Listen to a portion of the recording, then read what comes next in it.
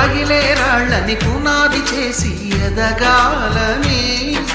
తరిమే వాళ్ళని హితులుగా తలచి ముందుకెళ్ళాలని,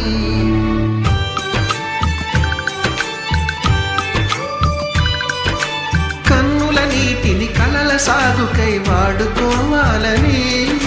కాచే నిప్పుని ప్రమిదగా మలచి కాంతి పంచాలని, గుండెతో ధైర్యం చెప్పెను,